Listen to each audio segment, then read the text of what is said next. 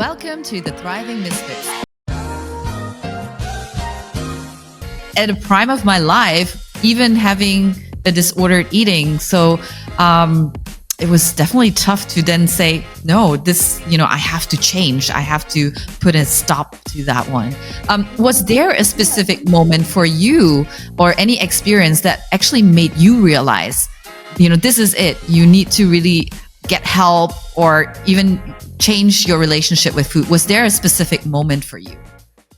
I think I was really early in my career. I was doing pretty well in the respective roles that I was a part of, and at 25, 26 age, when it fully developed into bulimia and body dysmorphic disorder, I didn't really want to give everything up. I think deep down I've been so disaligned with myself that I kept holding on to what I think I should do. So my version of success, what I need to get there, and I'm quite goal oriented. Even to today, it's hard to take the recovering perfectionist away from me. And at the time, it just everything had to go according to plan. But it didn't, and a lot of it spiraled out of control, and that's why I turned to food. So I knew that when I dug deep within, and mindfulness really helped me to deepen that level of self-awareness. When I tuned in, I needed to make that choice, because if I didn't heal my body at that time, who knows where I could have been like a couple of months or years down the road.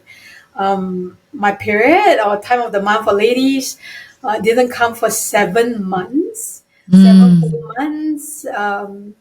And like until today, I still have like gastric issues that come up, because I don't know, my stomach lining might have been impacted by that purging and the self-induced vomiting. So that realization, if I was left alone to my devices, I would have just pushed through it. But it was my then partner who said, I don't really know how to deal with you anymore because this is getting out of hand. Are you okay if you seek professional help? Let's do something together. So we started calling a couple of clinics. In fact, the therapist that I eventually went with wasn't my first. So I swapped around. I think she was my third. She was my third therapist. So I just kind of got passed along. I went to an addictions psychiatrist, and he's like, not for me. Passed me along. And I didn't know how to deal with it because eating disorders are so complex, multifaceted, highly complicated. And the first two didn't know how to deal with it. And then the third one was specialized in eating disorders. And that's when things really took a turn. So it's really that moment of someone nudging me to get help that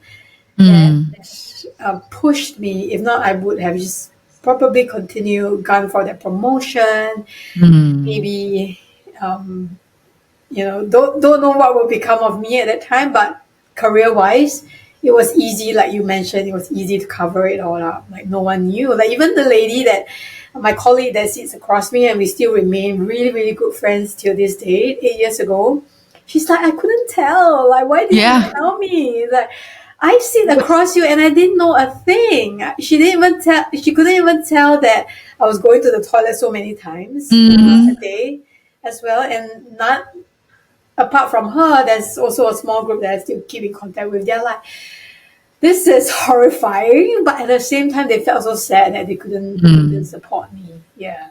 Yeah, but then how are you even going to open up about it? I think having an addiction, whether it's bulimia or anything else, it's something that people do tend to hide, right? Like we're not openly going to share and disclose it to people.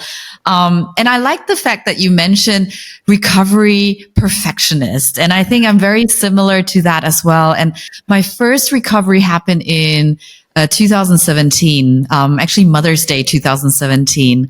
And I read the book about a week before that. And, I just felt like I needed to pick up that book, whether I'm going to recover or not. It's a different story. I've already met a lot of professionals, medical professionals who couldn't help me. Also people who personally had a eating disorder, but they just projected their own lives and experiences onto me. And, again, it just didn't work out. in terms of our relationship.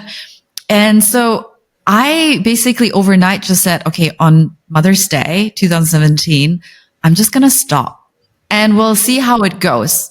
And, I mean, one of the triggers for me to actually stop or to want to go on that recovery journey is because at that stage I was transitioning out to from corporate into running my own business as an executive coach. And generally, like, my life was amazing. I had great friends. I had a great relationship with my husband. Everyone's healthy. We're traveling the world. And then I thought, why do I still have this disordered eating? Because generally I am really happy with my life. I see other people around me having a stressful life, but they don't turn to food, right, as a companion or something to soothe them. So then I just wondered myself, like, if I want to help other people through my coaching, I need to help myself first. So for me, that was like, okay, overnight, I completely quit. And I think I just used also that experience quitting smoking, because I also quit cold turkey. And I never had the urge to go back to smoking. But when you mentioned a recovery perfectionist, I think because I actually relapsed in 2022, when I had my first miscarriage. So I relapsed. And I think then going back on that recovery journey, it was a little bit more subtle and not like gung ho. And also because this book, Brain Over Binge, there is a second edition that talks about how you can actually also subtly recover, and you don't have to do it overnight. And I think that really resonated with me. And luckily, I'm still at it. But also, having a son, I think it's not just my life that I'm putting at stake, but I also want to be a good role model. And I don't want him to see me actually someday, above the toilet bowl and purging. So yeah, that would be a horrific scenario for him. Yeah, thanks for sharing that. I think really parenting shifts your perspectives and priorities in life, and thanks for sharing about the miscarriage. And I think for me as well, I mean, everyone's experiences of eating disorders are different, but mine, I didn't. I tried the cold turkey way, but it just kept coming back with a vengeance. Like, I would go cold turkey for 1 day, 2 days, and then feel really good about myself. Like, oh, I can get this. I've got you. Mm. But it would come back with a vengeance, and I'll end up in the toilet even more times than before, and feeling more disillusioned and jaded with life. Like, what's the reason for living? I remember asking myself, and it's. I think we briefly chatted about it when we met previously. Was that we actually have a very similar experience of suffering from a fertility loss as well, like the miscarriage, and it wasn't really until my miscarriage that I completely stopped all thoughts of purging.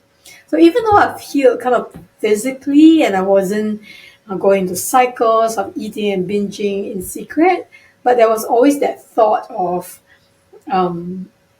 especially when I overeat at dinner or lunch or like a social gathering, and like, oh, it's Chinese New Year, eat more, and then you just kind of go overboard.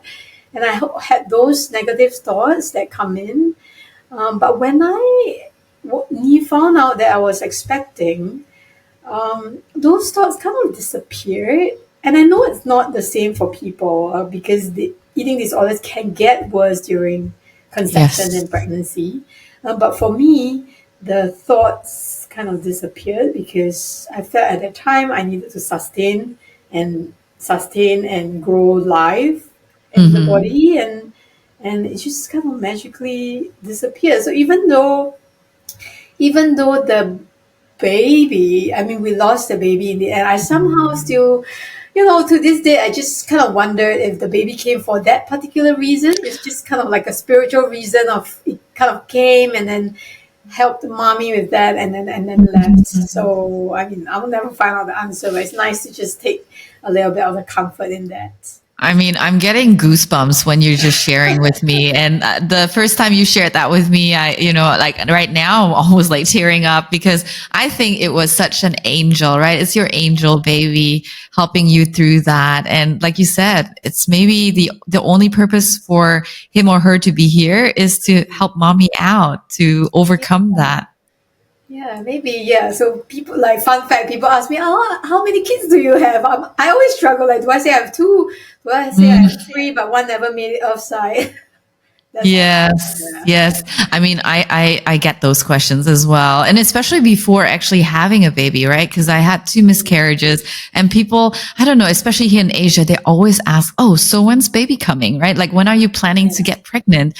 I mean, little do they know that actually we're really, really trying and we have actually Yeah. lost two babies. And it's Yeah. just such a hard a hard thing to go through, but also how do you answer that, right? And not kind of freak everyone out. And the festivities when it rolls around and the questions Mhm. come. Yeah, and I Oh yeah. remember kind of shunning birthday gatherings or like baby showers, Chinese New Year dinners, and just like I can't deal with all of that. Not in the Yeah. aftermath. It's just terrible. I mean, it's probably another podcast episode that we need to do. But after the first miscarriage, it kind of also changed me as a person, like my personality. I am to a lot of people who know me, I am such an extrovert. But then after that, I just didn't want to see anyone. And maybe COVID was a blessing in disguise. It actually happened during the pandemic and it obviously forced us to stay home and, yeah, it was a good way or an easy way for me to not having to like decline any invitations because the pandemic, that's the main reason. The Now pandemic we was good for many reasons. Yes. Yeah. And you just mentioned also that when you shared with your colleagues and you're still in touch with them, and same with me when I tell them, hey, I actually had an eating disorder, or even I mentioned that to my previous line manager, they're all shocked, right? So if we look at the workplace, how can workplace colleagues or even managers or HR how can we support individuals who are who are coping with difficult eating patterns? And maybe even how can mindfulness help address those? I think firstly in the workplace there's not a lot of awareness about what eating disorders are. There's a lot of emphasis on other forms of conditions, but when we look at the statistics for eating disorders, there's still not a lot of advocacy generally, not just in workplaces. So I think it really has to like psychoeducation would be one of them. Like in order to be able to help their colleagues, team members, they first must read up or know more about what they can do. Mm, And secondly, will be putting mechanisms in place to actually help them. Like back then, I didn't have an employee assistance program or an EAP or confidential counseling, but I think right now there's a lot of avenues for companies to kind of deploy some of those tools to help colleagues, and they could then turn to someone within those programs, like a counselor, a psychotherapist, a psychologist, to help them to manage those conditions. And I think fundamentally, people want to be seen and heard. I sure did when I was battling through my eating disorder. Like, if someone would really just ask me, "How are you really?" I think I might just really open up. But I didn't really feel like we were in a culture where asking, "Are you okay?" was normalized. Like, mm, is it too much for the workplace? Because while we hung out after work, we never talked about the problems, the challenges, the struggles that we're dealing with in our private lives. So we knew a little bit, but we didn't go deep. So I think yeah. maybe colleagues could extend that helping hand or listening ear just by asking their teammates, "How are you really? If there is anything that I can do to help support you, just let me know." Or if it's quite inconvenient to talk about in the workplace, like maybe just asking them out for a casual coffee date or lunch might help. In the workplaces that I was in the media industry, and I think being in the media industry, there's quite a high emphasis on perfectionism, not just in terms of how you look, but also how you perform, whether you act or you behave a certain way. Of course, there was also social behaviors like drinking and partying that were normalized. And I think for me, it all really got to me. So I think workplaces seem to be a little bit healthier these days from what I have been hearing, but I just really hope that there is the ecosystem of help because we can't do it alone as individuals or teams. It needs to be a collective, systemic effort from everyone. Absolutely. I like that you mentioned about some companies offering counselors or these like, where you can just dial a hotline if something's going on. Actually, reflecting on that, I actually remembered because remember when I told you that my role got made redundant the second time around? And that's actually one of the major reasons why I left corporate life, because I was able to luckily get a severance package as well. So once you get that, you run, right? Um, but the company actually offered also a placement or a counselor or a coach who helps you to get ready for an interview, who will review your CV. And the funny thing is that I went to that person, I went to that coach, and I just all of a sudden opened up about my disordered eating. And that person was so shocked, but I felt like I need to tell her that for some reason. And she was definitely not the right professional to support me in Yeah, that space. But I think once you openly talk about it, it yeah. makes it so much easier, right? Like that's just the first step to acknowledge that there's something wrong, that you want to actually heal, that you want to make a change, and then you start talking about it. And even though you don't miraculously recover overnight, but at least that's like the first step towards recovery. Yeah, and I absolutely agree with you because eating disorders or disorder eating can be so hidden.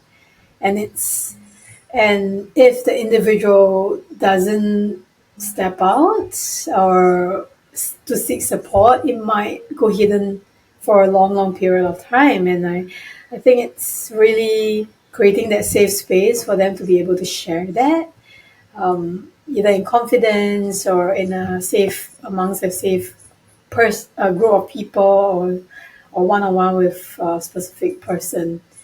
I think that's so important.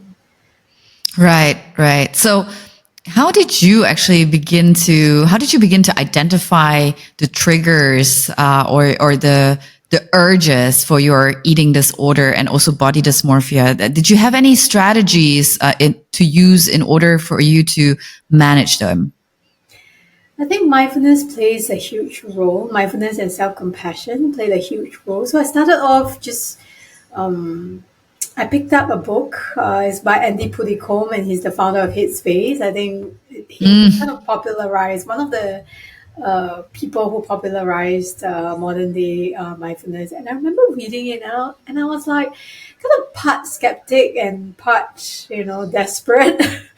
And I actually started meditating after reading his book, and and when I and at that time I was just kind of at the peak of my eating disorder. And what I found was that after doing it religiously, like practicing, be it formal meditation or informal moments of just taking that pause, that I've become a lot more self-aware of myself. So when I'm triggered by food, I immediately am able to recognize. So the recognition or the awareness is first, and then whether I'll be able to apprehend and just come into that behavioral change, that took a little bit of an effort, but eventually I got there. But mindfulness, like the breathing, the body scan, so especially the scanning of the body, like where the triggers feel like they are in the body, like around the chest, is it around the belly? Is it that urge to even in my hands to grab like that packet of Mm. enticing potato chips that's in the wardrobe that no one knows about? It's there, but I know.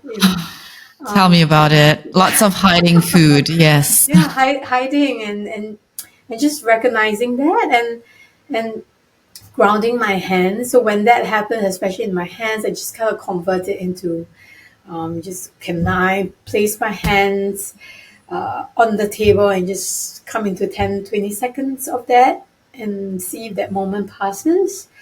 In my Mm. feet as well, that actual, I want to walk to that bag of chips. Can I ground my feet, the soles of my feet onto the floor and just allow for me to just take that pause before I decide? So over time, it helps me to intuitively recognize that these triggers are just here, but then they're temporary and it will pass. And even though it's Mm. hard, waiting for them to pass, they eventually do, no matter how long they take. Yeah. I think this mantra that I had was especially after, well, it wasn't even a big meal, but when you're in your recovery journey, you feel like everything that you eat is like after a buffet, right? Like your belly Yeah. tends to be so bloated, but which for normal people, it's just something natural after a meal. So I told myself this mantra, like this too shall pass, like this Yeah. feeling of feeling full will pass, right? Like you just sleep. And I think sleeping actually helped me as well. But also the thought that, I think just seeing other people going through struggles and adversities in life and they don't need that coping mechanism. I just felt like, why do I need it? And realizing for me, especially because as you know, 20 years having that eating disorder is, it wasn't only emotional eating, it became a habit. So I do it usually in the evenings after work, after a stressful day. And there's also research, right, that says that in after a long day or in the end of the day, your willpower is so it's like so Yeah. minimized already because you're going Yeah. through like this stressful day, and so then the willpower is not there Tired. anymore, Yeah. right? Yeah. So for me, it was more like reflecting on my eating disorder more as a habit, and I don't really need it, and I had to break that habit. So for me, it was slightly different because again, 20 years ago when I started my eating disorder was definitely a different reason than why I'm having it right now. And now it has become like ingrained, like this is just part of my day. So I had to break that habit and just having that mantra, this too shall pass, like this feeling of feeling full that will pass.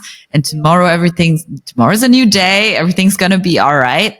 I think that really helped me. Um, That maybe totally. some of the listeners are also struggling with disordered eating, whether it's bulimia, whether it's anorexia, whether it's even orthorexia, right? Like these days, people tend to go overboard with their clean eating.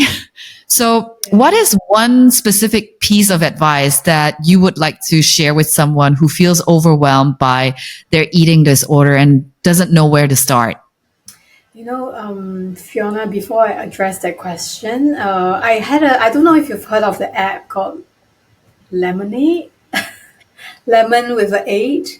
Uh So it's huh. a new app, and some of my students at in the universities they told me about it. They shared it with me, and I turned to the wellness section, and I just was horrified by how to lose 9 kilos in like 3 months sort of reels were there, like 90%. And I think this Mm. perpetuates that narrative that, like unrealistic beauty standards that all of us or women are held accountable to, but by whose standards, right?